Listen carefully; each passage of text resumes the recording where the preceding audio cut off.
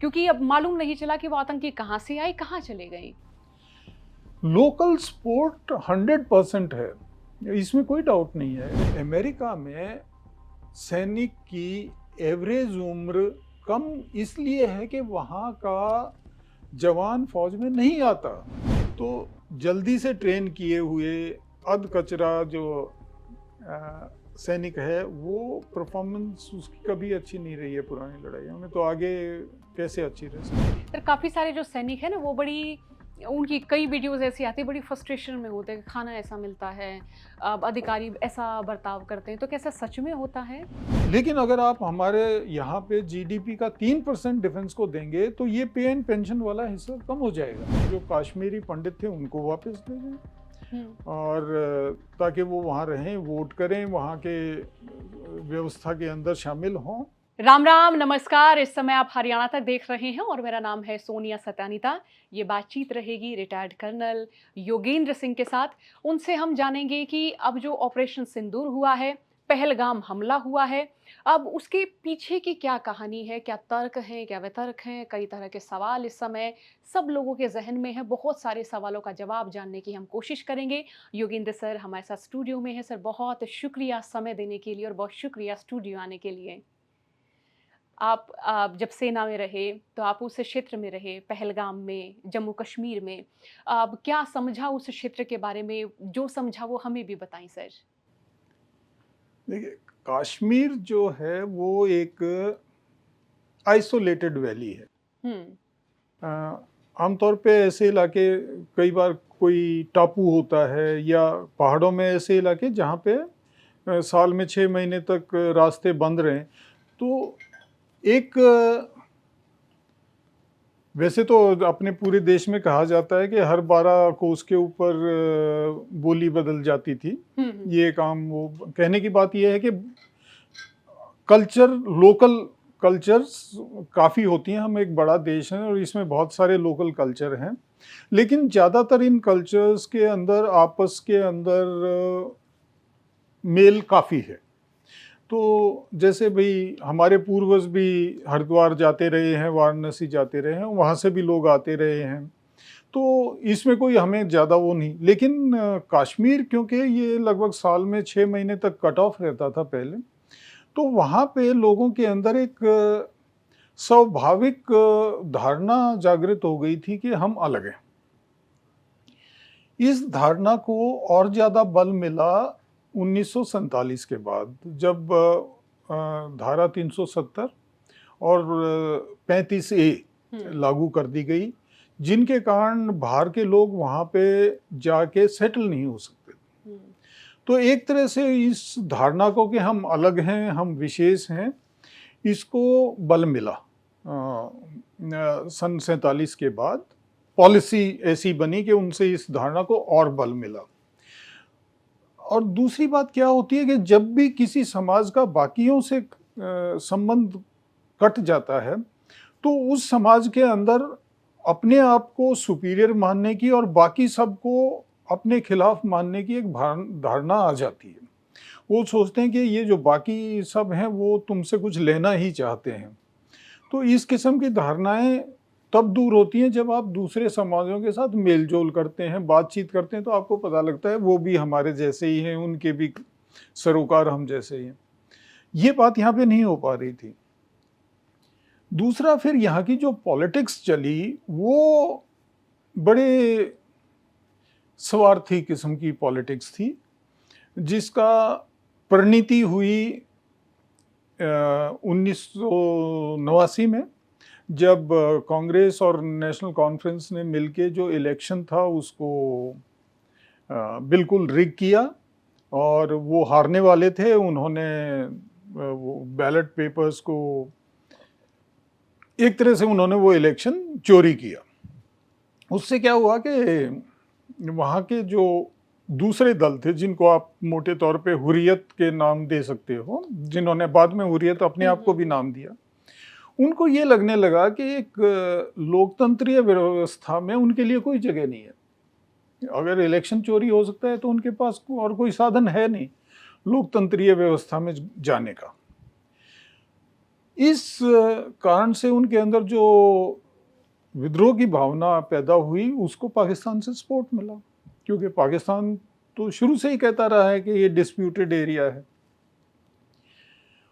वहाँ से हथियार मिले और इन्होंने ये इंसर्जेंसी शुरू कर दी।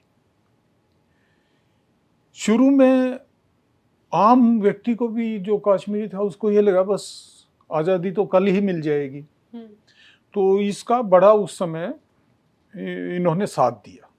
बहुत बड़े बड़े ग्रुप इनके जो आतंकवादी थे, इनके घूमते थे, और ये माना जाता था कि बस पूरी पुलिस कॉम्प्रोमाइज़ हो गई थी।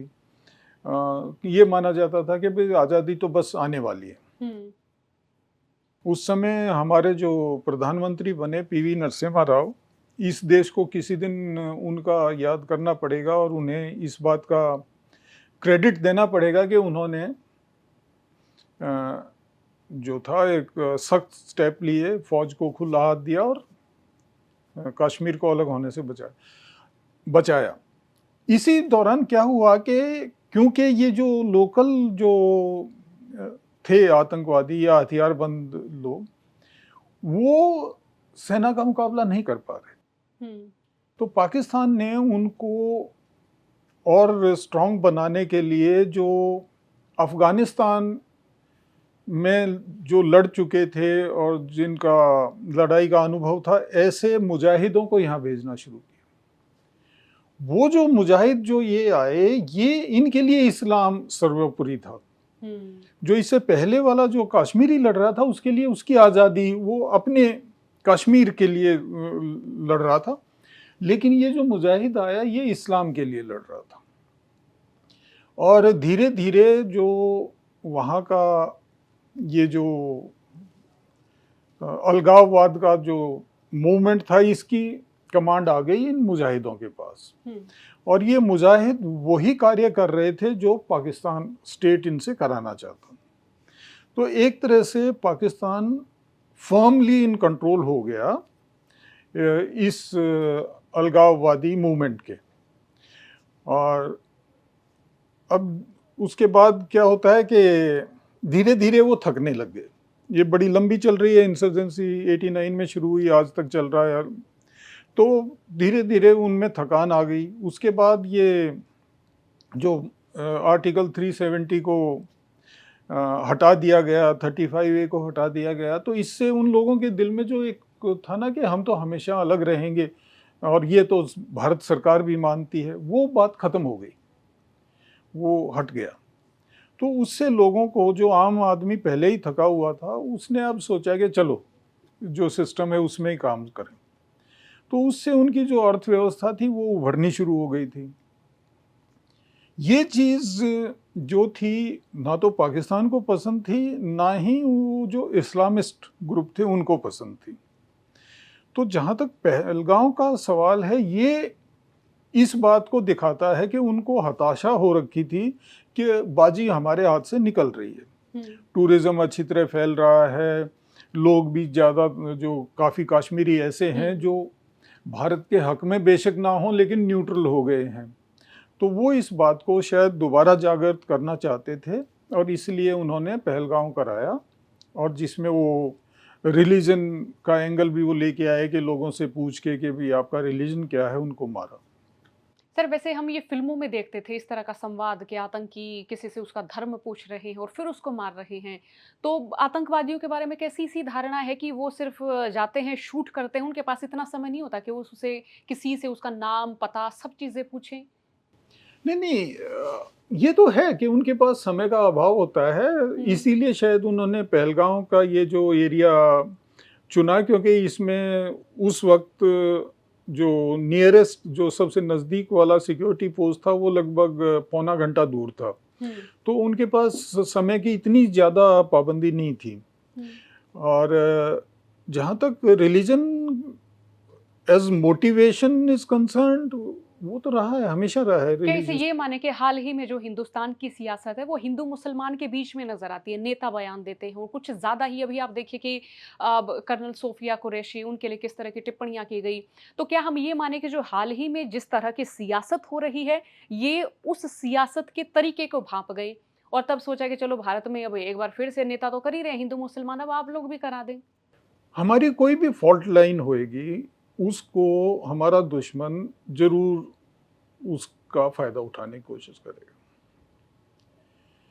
ये सही बात है कि कुछ समय से हमारे समाज के अंदर जो ये फॉल्ट लाइन्स जिनको हम कहें, उनको और ज़्यादा कुरेदा जा रहा है। हम्म, और इसका बिल्कुल आप का विचार सही है कि वो उन्होंने कहा होगा इसको और बढ़ाओ, हम्म, इसको वैली के थ्रू एक मैसेज दो बाकी देश को भी कि हाँ ये फॉल्ट लाइन तो रहनी ही चाहिए और बल्कि बहुत बड़ी है।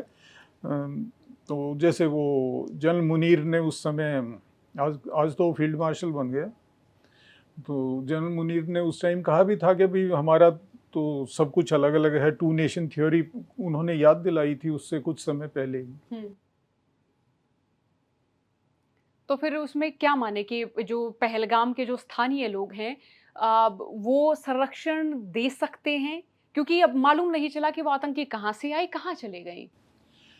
लोकल स्पोर्ट 100% है, इसमें कोई डाउट नहीं है, इसमें कोई शक किसी को नहीं होना चाहिए कि लोकल स्पोर्ट उनको मिली है आज के दिन। पर साथ में ये भी एक सच्चाई है कि आज के दिन जो कश्मीर का बहुमत है हुँ, वो इस लड़ाई को बंद चाहता है, वो नहीं चाहता ये आगे बढ़े। हुँ, हुँ, उसके दिल में भारत के प्रति कितना प्यार है वो एक अलग विषय है, चाहे वो हो या ना हो, लेकिन वो इस उसने इतना सफ़र किया है। आप यूँ मानो ना कि एक जो आज उनके यूथ है वो तो एक ऐसा वर्ग है जो उसने देखा ही ये झगड़ा है, उसने और हुँ, कोई ज़िंदगी देखी ही नहीं, तो वो चाहता है इसका अंत हो, वो नॉर्मल लाइफ जिएँ। हुँ, लेकिन वहाँ पे ऐसे लोग ज़रूर हैं जो इनको आतंकवादियों को समर्थन देंगे। हुँ। तो क्या उनकी पहचान हो पाती है और स्थानीय लोग क्या विरोध करते हैं कि आप आतंकियों को पनाह ना दें, उनको सपोर्ट ना करें? नहीं, वो पता भी होगा तो वो बताएगा नहीं, उसको पता भी होगा तो वो नहीं बताएगा। ऐसा क्यों? क्या अलगाववाद वहाँ पे इतना आज भी है? मैं एक सिंपल सा वो उदाहरण दूँ, क्योंकि हुँ, हम दोनों गाँव से आते हैं, कि अगर कोई बिजली चोरी कर रहा है हुँ, तो हम उसको बुरा मानेंगे, बिल्कुल। लेकिन हम उसकी शिकायत नहीं करते। हम कहते हैं मूर्ख आदमी, क्यों इसके साथ भिड़ना। हुँ, हुँ? तो बस वही बात मानो कि वहाँ पे ऐसे लोग जो ये फसाद नहीं चाहते वो भी चुप रहते हैं कि मैं इनके विरोध में से रिपोर्ट दूंगा तो कल को ये मुझे मार देंगे, वो बात भी हो सकती है। हुँ, और उनके प्रति सहानुभूति भी हो सकती है, दोनों बातें हो हुँ। सकती हैं। ऑपरेशन सिंदूर से भारत को सियासी फ़ायदा या पाकिस्तान को कितना नुकसान हुआ? इसका पूरा निष्कर्ष आप क्या बताना चाहेंगे? ऑपरेशन सिंदूर को मैं 3 अलग-अलग लेवल्स पे देखता हूँ। हुँ, मतलब अलग-अलग इसके पार्ट हैं, हुँ, हिस्से हैं। एक हिस्सा है डोमेस्टिक, यानी हमारा अंदरूनी। दूसरा है इसका सैन्य संचालन और तीसरा है इसका बाकी विश्व में इसका संदेश। हुँ, इसके पहले 2 जो हैं वो कामयाब रहे हैं। तीसरे के बारे में मुझे संदेह है। मेरा कहने का मतलब है कि इस कार्रवाई को देश के अंदर अंदरूनी समर्थन खूब मिला है। अ, आम तो व्यक्ति दोनों रीज़न से मिला है ये समर्थन, कि बहुत से लोग तो इस बात से ऊब भी चुके हैं कि ये झगड़े को किसी ढंग से ख़त्म किया जाए। ये जो चल रहा है रोज़ कहीं ना कहीं कोई आतंकवादी हमला कश्मीर वगैरह में हो जाए। दूसरा ये भी था कि भाई ऐसे तो नहीं चल सकता, कुछ ना कुछ होना चाहिए, तो इन सारे कारणों से। और दूसरा है इसका सैन्य संचालन, ये बड़ा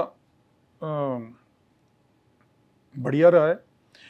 सच्ची बात मैं बताऊं, मुझे नहीं यकीन था कि इतने साफ इसका संचालन हो पाएगा।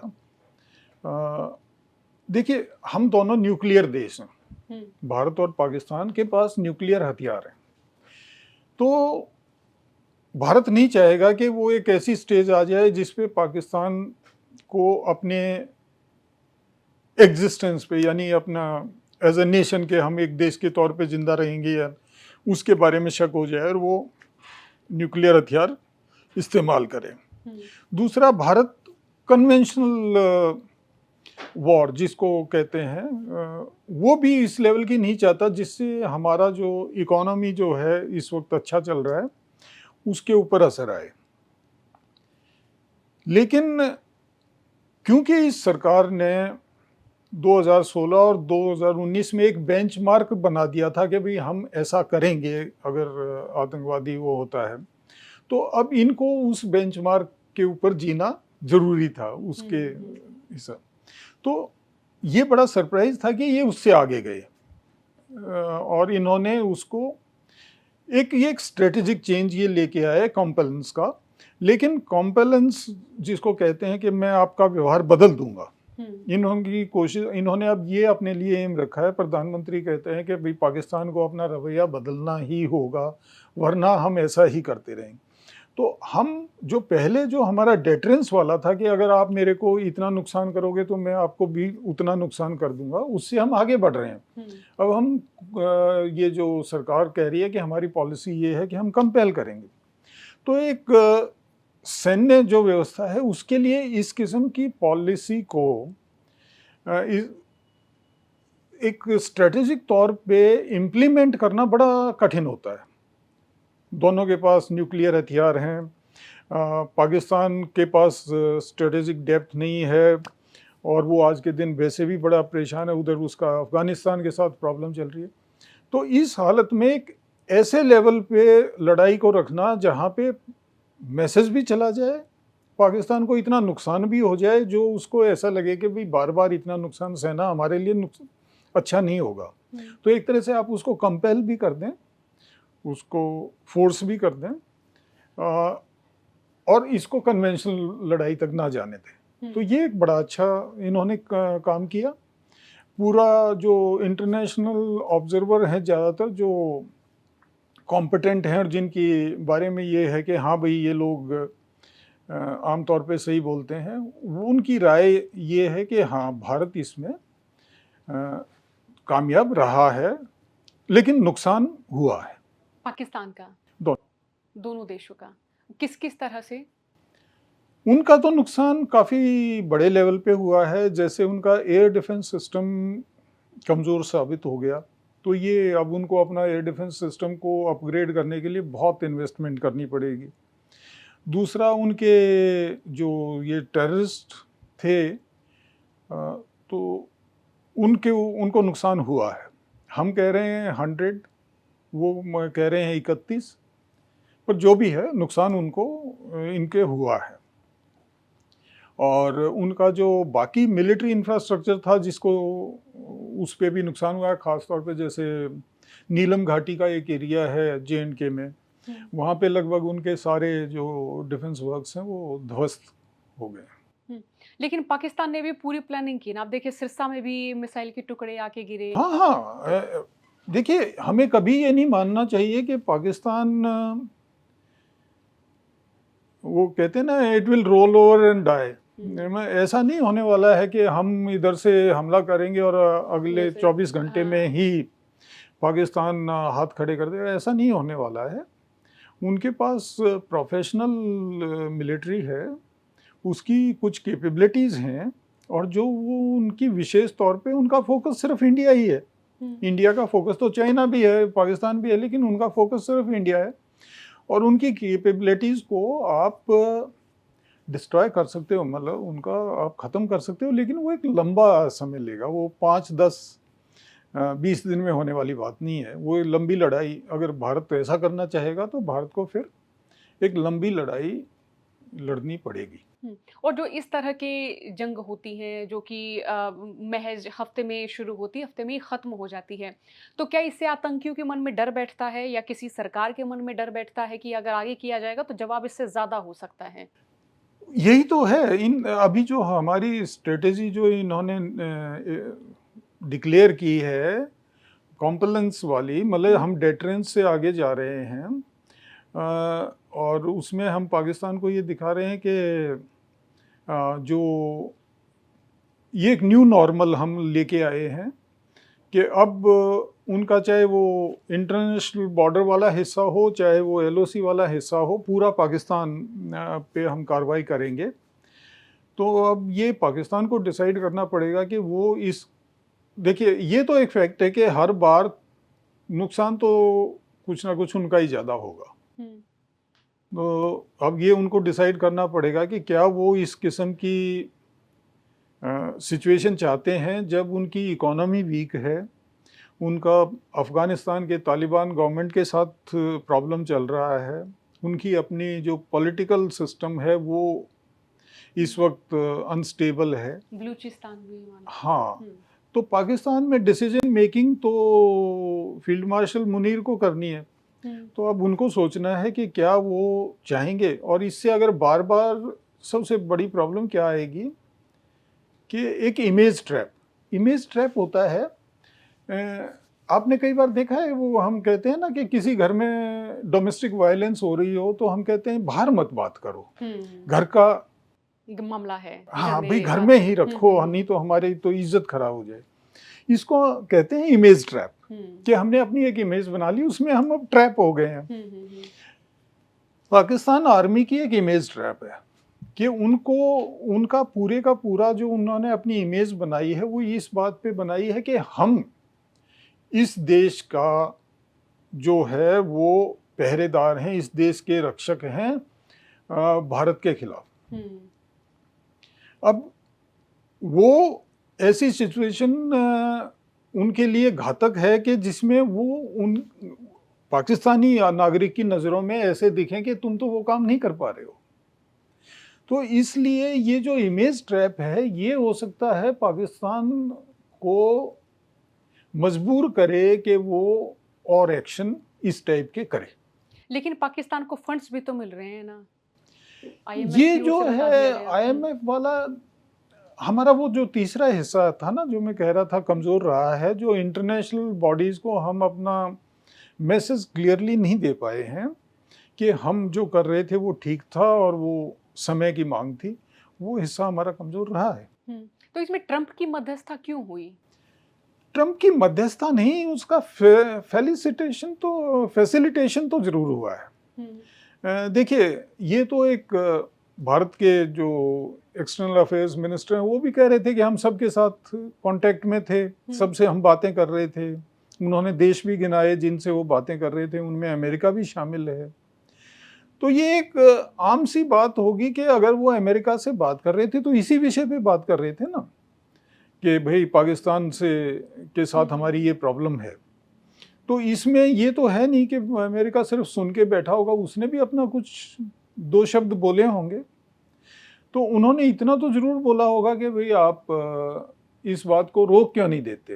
हुँ, तो अब नेचुरली ये तो एक आम सी बात है, ऐसा तो हुआ ही होगा कि उन्होंने कहा होगा रोक क्यों नहीं देते हो? इन्होंने कहा होगा भई रोकना हम तो रोक देंगे, लेकिन हम पहले नहीं रोकेंगे। ये उनकी ऊपर है कि वो अगर हमसे माँगे ऐसा, हमारे से रिक्वेस्ट करें तो हम कर देंगे। हुँ, तो शायद ऐसा ही हुआ होगा, क्योंकि ट्रंप ने यहाँ पे जो सीजेशन ऑफ हॉस्टिलिटीज़ हुआ, उससे कुछ मिनट पहले ही बता दिया था कि ऐसा होने वाला है। हुँ। अब प्रधानमंत्री नरेंद्र मोदी और इनसे पहले जो प्रधानमंत्री रहे और इससे पहले जो जंग हुई, उनमें आप किनको बेहतर मानते हैं? अ, देखिए,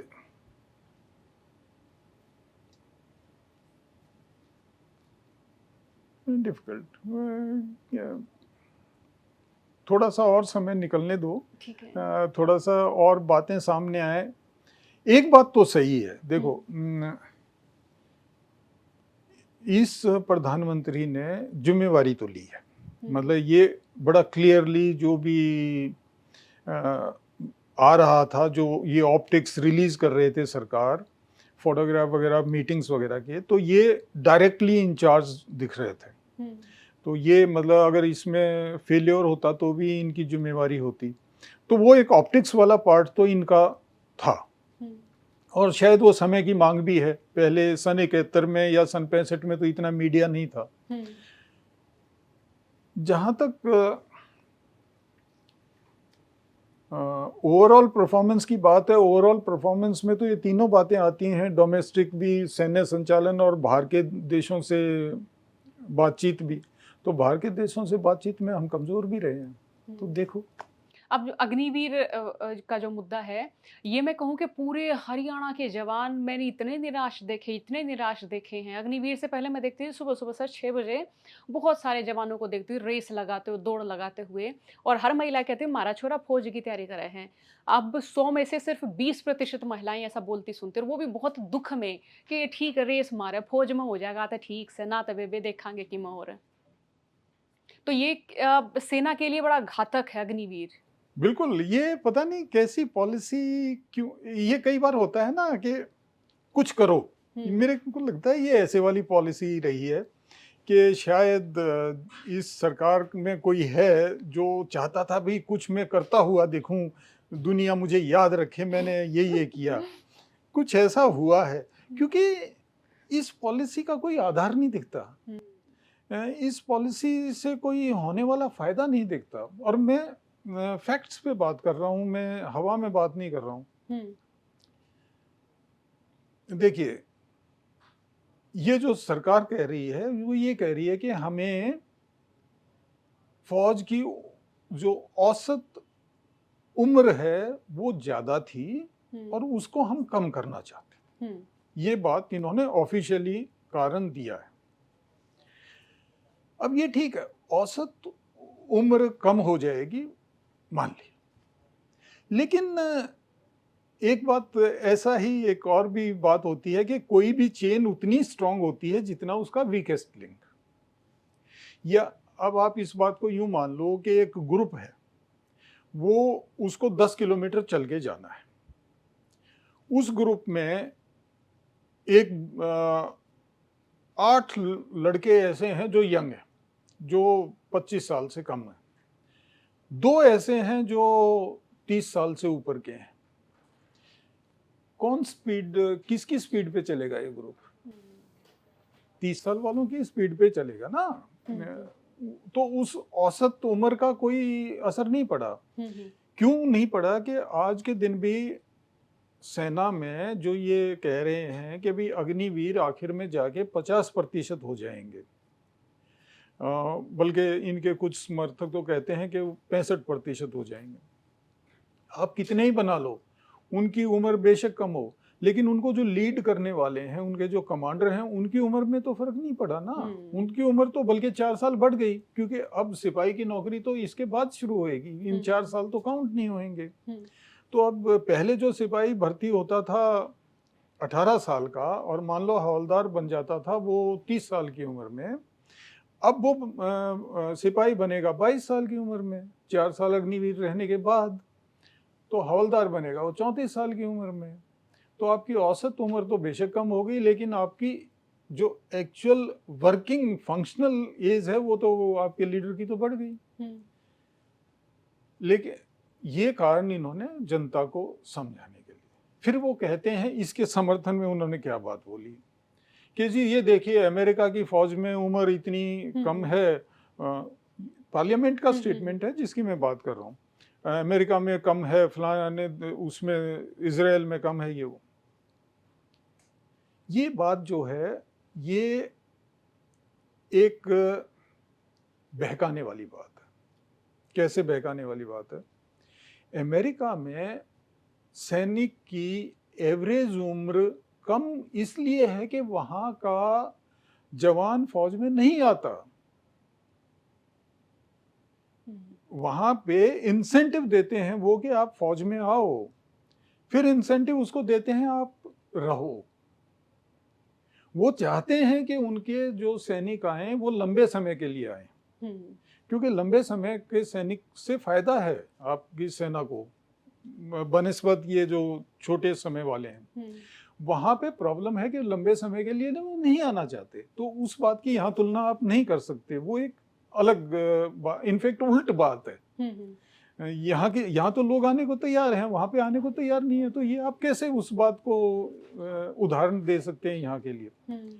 जहाँ तक बात है इजराइल की, इजराइल एक छोटा देश है, उसके पास और बाकी काम भी समाज में होने होते हैं।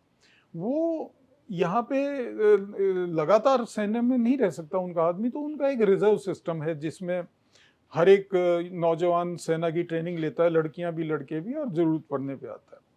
फ्रांस का उदाहरण आप नहीं ले सकते, फ्रांस में सेना में कमी है, इसीलिए वो बाहर से एक भारतीय नौजवान भी फ्रांस की सेना में भर्ती हो सकता है। उनके पास एक फॉरेन लीजन नाम की एक टुकड़ी है जो वो बाहर से भी लेते हैं, रशिया वाले हैं, वो कोरिया से ले रहे हैं आज के दिन सैनिक। तो ये जो इन्होंने उदाहरण दिए वो बिल्कुल बहकाने वाले उदाहरण थे। तो ये जो है ना, लेकिन ये तो थे जो इनके सोच विचार में कमी थी। अब इसका सेना पे क्या असर होना है?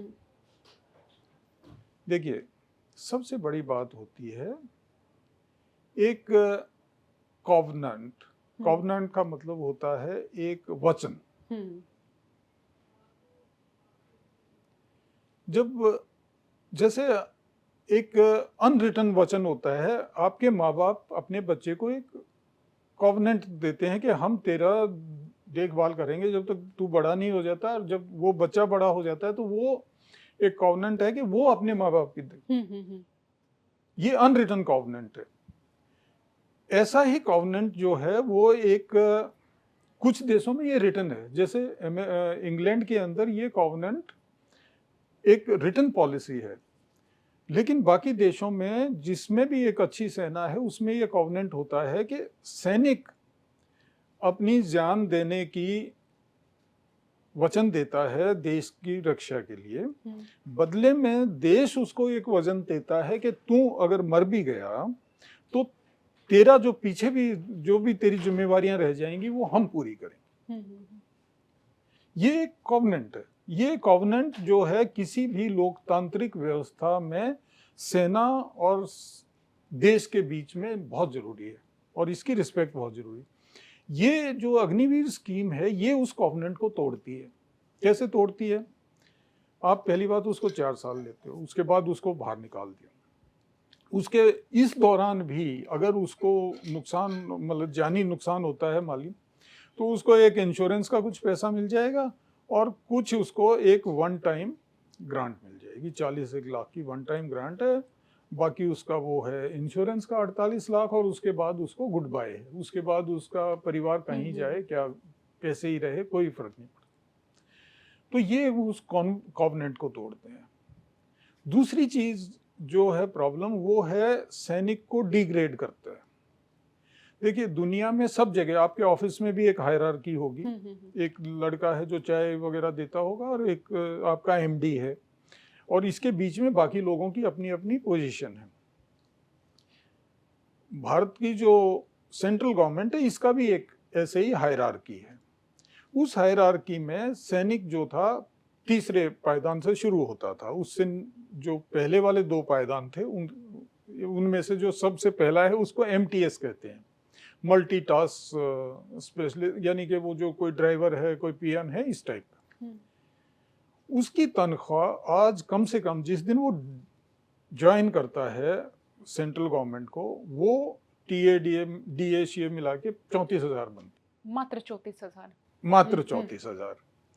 और उसके अलावा वो एनपीएस में सरकार उसके को देती है मैचिंग कंट्रीब्यूशन के, अगर वो 10% दे रहा है तो सरकार भी 10% देगी। तो आप कह सकते हैं कि उसकी इन हैंड पे एनपीएस कंट्रीब्यूशन के बाद 30,000 है, जिससे वो शुरुआत हो गई। अग्निवीर को क्या मिलता है? कुल टोटल 30,000, एमटीएस से 4,000 कम। उसमें से 10% ये देता है ये जो सेवानिधि है उसके लिए, यानी कि उसकी इन हैंड जो तनख्वाह है वो MTS से नीचे। अग्निवीर नाम का कोई पद जो बाकी सरकारी पद हैं उनके साथ मैच नहीं करता, तो ये उनसे नीचे है, अलग है। तो आपने उसको डिग्रेड किया, उसके स्टेटस को भी डिग्रेड किया है, उसकी पे को भी कम किया है। दूसरी बात ये हो गई। तीसरी बात जो इन्होंने अग्निवीर बना के किया है, वो सेना के जो कार्य क्षमता है, जिसको कॉम्बैट एफिशिएंसी कहते हैं, उसके ऊपर असर डाला है।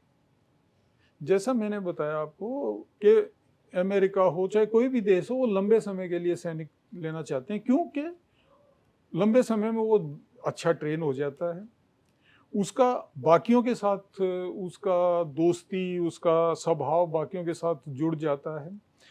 सेना में कोई अकेला काम नहीं करता, टीम के तौर पे काम करते हैं। तो वो जो कॉम्बैट एफिशिएंसी है फौज की, वो लंबे समय के जो सैनिक हैं उनके कारण बढ़ती है, छोटे समय वालों के कारण नहीं बढ़ती है। अब ये जो है दूसरा, इन्होंने जो एक एज पे एक और बात मेरे को ध्यान में आती है जो बतानी जरूरी है, कि ये कहते हैं ना कि यंग होना जरूरी, नहीं तो कष्ट नहीं सह पाता। ये भी एक बड़ी बहकाने वाली बात है। जो स्टडीज हैं, और मैं यहाँ पे बात कर रहा हूँ ऐसी स्टडीज जो ऑथेंटिक स्टडीज हैं, वेल रेप्यूटेड जो एक्सपर्ट्स हैं उनकी हैं, जो फुटबॉलर और मैराथन रनर्स होते हैं, फुटबॉल खेलने वाले खिलाड़ी और मैराथन दौड़ने वाले, उनकी पीक परफॉर्मेंस आती है लगभग 32 से 35 साल की उम्र में। ये फैक्ट है। इवन सेना में एक बैटल फिजिकल एफिशिएंसी टेस्ट होता है, सालों से चल रहा है ये, हम पता नहीं कितने सालों से। उसमें 18 से 35 साल का जो वर्ग होता है उम्र का, उसके लिए एक ही स्टैंडर्ड है। तो हम कैसे कह सकते हैं कि उनकी, जबकि ये जो एक्सपर्ट्स हैं वो बता रहे हैं कि उसकी एफिशिएंसी में इतना फर्क नहीं पड़ता कि तो ये जो इनकी सारी कहानियां हैं, ये कहानियां ही हैं, काल्पनिक कहानियां हैं। एक इनको कुछ करना था, किसी के अंदर उमंग थी कि मैं कुछ करके दिखाऊं, मेरा नाम हो जाए कि मैं तो बस पता नहीं क्या कर गया, और ये स्कीम ले आए। एक्चुअली अगर इनको जरूरत थी, मतलब इसका ऑल्टरनेटिव अवेलेबल था, ऐसा नहीं कि हमें ढूंढ के लाना था। अगर इनको जरूरत थी तो उस चीज को थोड़ा अच्छी तरह लागू करके इस बात के ऊपर ये पूरा किया जा सकता है। कैसे? जो कुछ सरकारी विभाग ऐसे हैं जिसमें एक सर्विसमैन की 10% की रिजर्वेशन कानूनन है, आज के दिन है वो। उनमें हैं जितने भी ये सेंट्रल पुलिस वगैरह हैं, और स्टेट पुलिस भी हैं, डिफेंस के जो पब्लिक सेक्टर यूनिट होती हैं वो हैं। अब आप ओवरऑल अगर इनकी वैकेंसी मानो तो 80 लाख के आसपास ऐसी ईएसएम की वैकेंसी हैं भारत में, लेकिन उनमें से सिर्फ 80,000 भरी गई हैं। ये फर्क क्यों है? क्योंकि ईएसएम को उसके लिए तैयार नहीं करा जाता। इंस्टीट्यूशनल, मतलब एक फॉर्मल इंस्टीट्यूशनलाइज्ड सिस्टम इन्होंने नहीं क्रिएट किया है कि उन वैकेंसीज को मैक्सिमम यूटिलाइज करें। वो क्रिएट किया जा सकता था। अगर आप ऐसा करते तो इनको 7 से 10 साल फौज में रहने के बाद उसको आप साइड स्टेप कर सकते थे, ये जो एग्जिस्टिंग रिजर्वेशन है उसके तहत। उससे लेने वाली ऑर्गेनाइजेशन को भी फायदा होता और फौज को भी फायदा होता। फौज में भी वो 7 से 10 साल रह जाता तो फौज की एफिशिएंसी भी बनी रहती। बाकी और वो जो पेंशन का, जो इनको असली दुख तो इनको पेंशन का था, तो वो भी फिर वहाँ पे बट जाता। लेकिन वो करने के बजाय इन्होंने ये किया, ये जो स्टेप लिया, जो एक बिल्कुल ही अननेसेसरी और बड़ा सब ऑप्टिमल स्टेप है। सर, काफ़ी सारे जो सैनिक हैं ना, वो बड़ी, उनकी कई वीडियोज़ ऐसी आती है, बड़ी फ्रस्ट्रेशन में होते हैं, खाना ऐसा मिलता है, अधिकारी ऐसा बर्ताव करते हैं, तो क्या ऐसा सच में होता है? हाँ, मैंने कई सारे सैनिकों की देखी ऐसी देखो वीडियोज़। इतनी बड़ी ऑर्गेनाइजेशन में दोनों किस्म के वो तो मिल जाएंगे, लेकिन एज एन ऑर्गेनाइजेशन ये नहीं है, ये ऐसा नहीं है। कोई भी सिस्टम जो 80% से ऊपर एफिशिएंट है, उसको हमें मान लेना चाहिए कि वो ठीक ही है सिस्टम। तो जो सेना का ये जो इंटरनल एडमिनिस्ट्रेशन है वो ठीक है, 80 से ज़्यादा एफिशिएंट है। कई बार उसकी प्रॉब्लम कोई और होती है। देखो, फौज में डिसिप्लिन तो बहुत ज़रूरी है। कोई भी फौज जो है ना, उसके दो ही बातें हैं जिन पे उसकी निर्भर करती है, ट्रेनिंग और डिसिप्लिन। आप जितना ज़्यादा उसको ट्रेन करोगे वो उतना अच्छा काम करेगा। और दूसरा है डिसिप्लिन। डिसिप्लिन के बगैर तो हमारे पास, हम एक हथियार वाली मॉब हैं, और बड़े हथियार वाली मॉब तो बड़ी खतरनाक होती है अगर डिसिप्लिन ना हो। तो डिसिप्लिन तो एनफोर्स करना पड़ेगा और सख्ती से एनफोर्स होना चाहिए सबके ऊपर। अब जो अग्निवीर हैं, अब जो जवान भर्ती होंगे और मान लो उसी समय जंग हो गई, तो उनकी क्या भागीदारी रहेगी उस दौरान? हथियार चलाना शायद वो उतने देखो, सक्षम तरीके से नहीं सीख अभी पाएंगे। असली लड़ाई एक्चुअली में तो लड़ाई हुई नहीं है, तो इसलिए हम ये तो नहीं कह सकते कि वहां पे देखो परफॉर्मेंस। लेकिन हम एक पुरानी लड़ाइयों में क्या हुआ है उसका उदाहरण हमारे सामने है। और कोई भी व्यक्ति कैसे बर्ताव करता है ऐसी सिचुएशन में, वो हमारे पास उदाहरण हैं। तो जल्दी से ट्रेन किए हुए अध कचरा जो सैनिक है, वो परफॉर्मेंस उसकी कभी अच्छी नहीं रही है पुरानी लड़ाइयों में, तो आगे कैसे अच्छी रह सकती? तो मैं मानूं कि भारत की सेना ताकतवर थी कभी, और जो अग्निवीर आने के बाद बहुत कमजोर साबित हो सकती है। हो सकती, हम्म। हो सकती। और इसके क्या मानूं कि परिणाम क्या हो सकते हैं भविष्य के लिए? देखिए, ये जो स्कीम है ये ठीक नहीं है, इसको बदली किया जाना चाहिए। अब इसका एक्चुअली कितना असर हो रहा है मैं नहीं कह सकता, क्योंकि मैं तो अभी सिस्टम का हिस्सा नहीं हूँ। तो लेकिन जो मेरा तजुर्बा है उसके हिसाब से ये जो व्यवस्था है ये पुरानी व्यवस्था से कमज़ोर है। और सेना का बजट क्या सरकार को बढ़ाना चाहिए? क्योंकि अक्सर ये देखते हैं हम कि जो पुराने विमान उड़ा रहे हैं, वो कितने सारे जवानों ने अपनी जान गंवाई है। वो किसी जंग में नहीं गए, वो सिर्फ के उनके प्लेन क्रैश हुए हैं। इंडिविजुअल जो इंसिडेंट हुआ है उसके बारे में तो हो सकता है कोई और कारण भी रहा हो, लेकिन देखिए, मोटे तौर पे ये वो आप कहते हैं ना सार्वभौम सत्य, यूनिवर्सल ट्रुथ, वो ये है, आम तौर पे पूरी दुनिया में ये माना जाता है कि आपकी जो जीडीपी है उसका लगभग 3% आपको अपने सैन्य बल बनाने पे खर्च करना पड़ेगा। ये ट्रम्प पिछले अपने उसमें जब पहली बार प्रेसिडेंट था और इस बार भी इसका यूरोपियन से इसी बात पे झगड़ा रहा है, तो ये उनको यही कहता रहा है कि तुम 3% पे लेके आओ। वो नहीं कर रहे थे इतना खर्च, तो ये कह रहा था कि तुम 3% पे लेके आओ। तो और ये लगभग एक जो डिफेंस एक्सपर्ट हैं वो इस बात को मानते हैं कि 3% के आसपास जीडीपी एक देश अपने डिफेंस पे खर्च कर सकता है, उससे उसको फ़ायदा ही होगा, उसकी सेना अच्छी मिलेगी और देश की अर्थव्यवस्था को नुकसान भी नहीं होगा। हम खर्च कर रहे हैं पिछले 10-12 साल से 2% से कम। अब क्या है कि एक नैरेटिव खड़ा कर दिया जाता है कि सेना का बजट तो पे और पेंशन खा जाती है। ये नैरेटिव खड़ा किया जाता है जो सरकारी भाषा बोलते हैं उनके द्वारा। देखिए, हम आंकड़ों की बात करें, अमेरिका के जो सेना है उसका जो पे एक्सपेंडिचर है वो है 24% उनके टोटल बजट का। लगभग इतना ही चाइना की जो पीएलए है, पीएलए में तीनों आते हैं, नेवी, एयरफोर्स, आर्मी,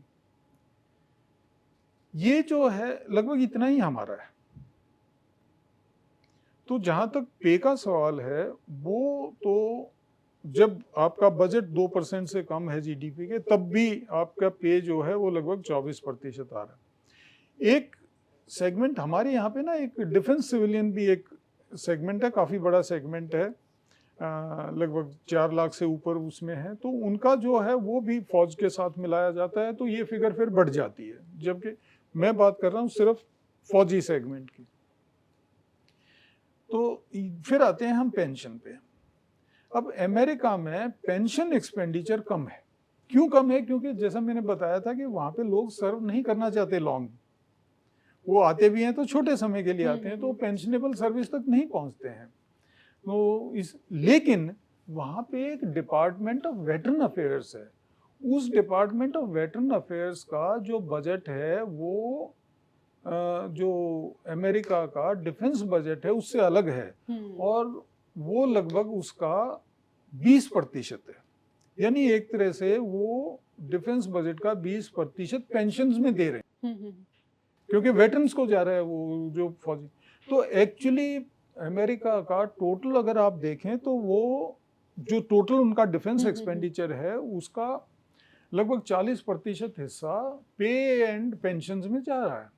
हमारा भी इतना ही जा रहा है। लेकिन अगर आप हमारे यहाँ पे जीडीपी का 3% डिफेंस को देंगे तो ये पे एंड पेंशन वाला हिस्सा कम हो जाएगा।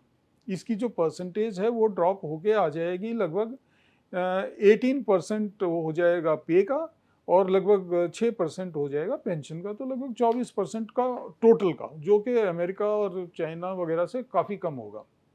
वो कम इसलिए होगा कि सच्चाई ये है कि भारत में जो व्यक्ति है उसकी कीमत कम है सब जगह। आपके मीडिया में भी जितना आप लोग काम करते हो कि शायद उससे कम ही मिलता है, और यही बात फौज में भी है। तो ये पर इनकी प्रॉब्लम ये है कि ये इतने सस्ते सैनिक भी नहीं रखना चाहते। और अग्निवीर जब 4 साल बाद आएंगे तो उनके पास क्या काम बचेगा? उनको बंदूक चलाना आता है तो कहीं सिक्योरिटी गार्ड की जॉब करेंगे, फर्स्ट स्टेशन में जाएंगे वो, और सारे यूथ ही होंगे। देखो ये कह रहे हैं कि हम 100% को नौकरियां देंगे सरकारी, देखते हैं कैसे देंगे। अभी आ जाएगा, अगले साल वो लोग आना शुरू हो जाएंगे। और भर्ती भी बड़ी कम हुई है जब से अग्निवीर योजना आई है, जो इंटरेस्ट ही नहीं रहा है जवानों का। जो थे ना ट्रेडिशनल रिक्रूटमेंट एरियाज, उनमें तो बहुत कमी आई है, जो ट्रेडिशनल रिक्रूटमेंट जैसे अपना हरियाणा। लेकिन जो वैकेंसीज हैं उनको फिल करना तो आसान है। हमारे देश में तो इतनी बेरोजगारी है, तो इंजीनियर मिल जाते हैं आपको 10-12 हज़ार के, तो इनको मिलते रहेंगे। पर वो कितने मोटिवेटेड होंगे, कितना उनके अंदर जज्बा होगा, कितना उनकी ट्रेनिंग होगी, वो बातें हैं देखने वाली। और अक्सर ये भी माना जाता है कि सेना में पंजाब के हैं, हरियाणा के हैं, और शायद किसी राज्य की इतनी मैं कहूँ कि भागीदारी नहीं जितनी 2 राज्यों की है सेना में। ऑन एवरेज जो मतलब अगर आप पॉपुलेशन का प्रोपोर्शन से वो देखो तो सबसे ज़्यादा आता है हिमाचल का, उसके बाद हरियाणा, पंजाब, उत्तराखंड, ये हैं जो ज़्यादा सैनिक आते थे। अब ये देखते हैं इसके अग्निवीर के बाद क्या होता है। तो अग्निवीर के परिणाम कहें कि वो ना देश के लिए अच्छे हैं, ना वो सेना के लिए अच्छे हैं, ना वो आने वाले यूथ के लिए अच्छे हैं। नहीं, सही, आप सही कह रहे हैं, मैं तीनों बातों से सहमत हूँ। तो ऐसे सेना का कोई भी व्यक्ति या सेना में जो इस समय जो काम कर रहे हैं, जो बड़े पद पे हैं, जो अधिकारी हैं, वो विरोध नहीं कर सकते अग्निवीर योजना का? मेरे ख्याल में वो इस पॉइंट को वो रख रहे होंगे, ऐसी बात नहीं है, आई थिंक रख रहे होंगे। पर कुछ एक बातें होती हैं जो जब आप एक सेना में सर्व कर रहे हैं ना, तो आप ओपनली बोलोगे तो उसका बड़ा उल्टा असर पड़ता है लोगों के मोरल पे, जिनको पता नहीं होता पूरी बात। एक आम नागरिक को पूरी बातें नहीं पता होती। तो अगर आज एयर चीफ किसी सरकारी पॉलिसी का सार्वजनिक विरोध कर दे, या आर्मी चीफ सार्वजनिक विरोध कर दे, तो उसका बड़ा उल्टा असर पड़ेगा। तो इसलिए वो मैच्योरिटी दिखाते हैं और वो बात बंद कमरे में ही करते हैं, और शायद कर रहे होंगे। सर ये मेरा आखिरी सवाल, जम्मू कश्मीर में जैसे अक्सर जब भी कोई आतंकी हमला होता है तो ये माना जाता है कि वहाँ के जो लोकल लोग हैं उनका भी कुछ न कुछ आतंकियों को पनाह देने में भागीदारी रहती है।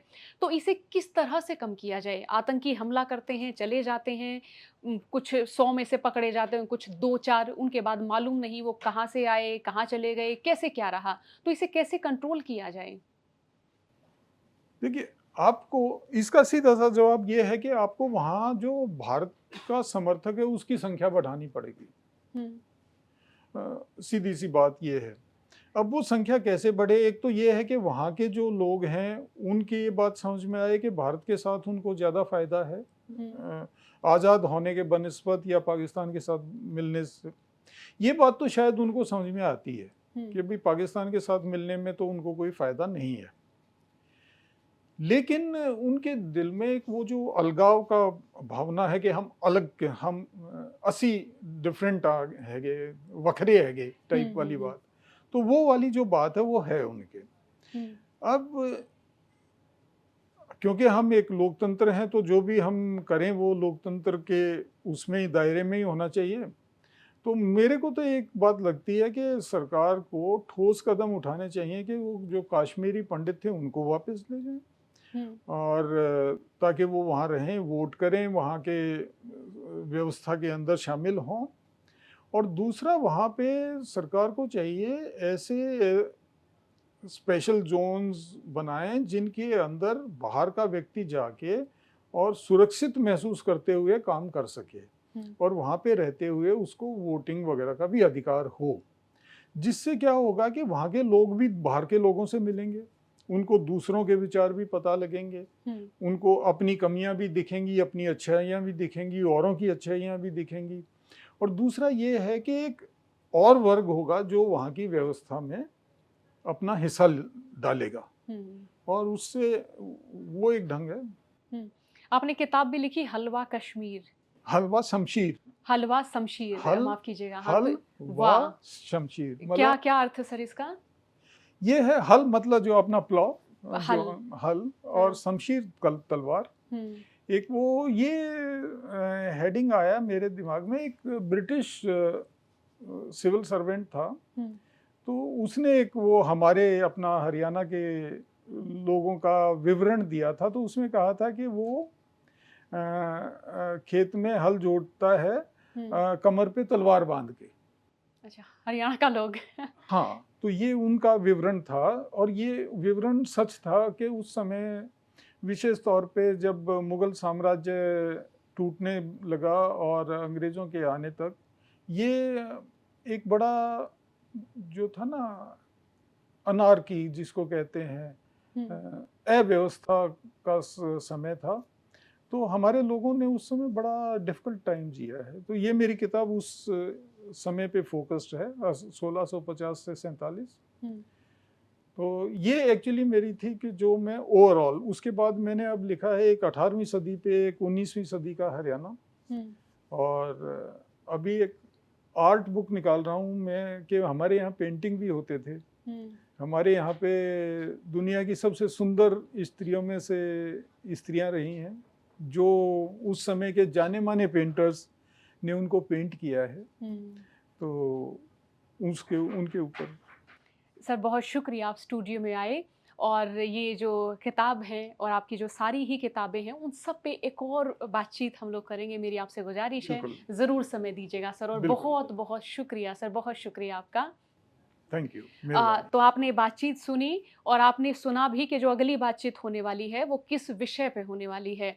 आपके भी हरियाणा के सैन्य इतिहास को लेकर कोई सवाल हो, कोई प्रश्न हो या हरियाणा को लेकर, हमारी परिचायकता को लेकर, हमारी पहचान को लेकर आपके कोई भी सवाल हो, मुझे लिखिएगा क्योंकि अगली जो बातचीत है, वो हरियाणा के सैन्य इतिहास, हरियाणवी लोगों और हमारे जो रहने का स्टाइल है, उस पे ही होगी। बातचीत को आपने सुना, आप सभी का बहुत-बहुत शुक्रिया।